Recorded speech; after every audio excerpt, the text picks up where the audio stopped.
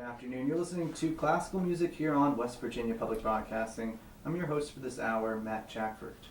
Joining me today, dare I say, are some regulars here. The Montclaire String Quartet, including Anton Shelipov on violin, Christian Fatu, violin 2, Bernard Di Gregorio on viola, and Andrea Di Gregorio on cello. And we also have another very special guest, Dr. Scott Woodard, Dean of the College of Arts and Humanities at West Virginia State University. They've got some very interesting events coming up at the College of Arts and Humanities, including an event called the Chamber Music in the Valley, and that's from June 6th to the 11th of this year. And Scott, would you like to give us a little spiel about this Chamber Music in the Valley? I would, Matt. I'd first like to say thank you to you and your listeners for giving us a little time to talk about these things coming up at West Virginia State. We're very excited about this new addition to our lineup at West Virginia State. It's been brought about by the addition of the Montclaire String Quartet into our West Virginia State family. This is our first annual Chamber Music Festival. We call it Chamber Music in the Valley, and it will be held June 6th through the 11th on the campus of West Virginia State.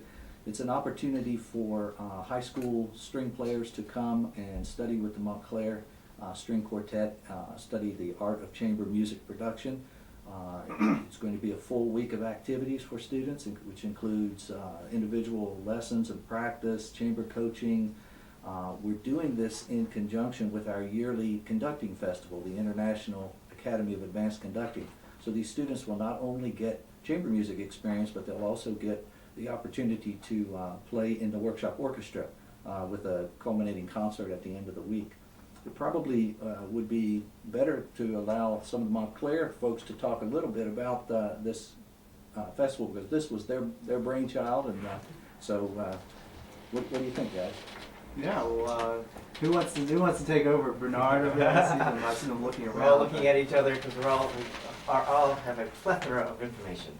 Well, a lot of programs in the country have particular camps, for instance, have chamber music, little groups, or individual lessons or orchestra. Matter of fact, Andrew and I met at a camp like that, specifically up in Vermont.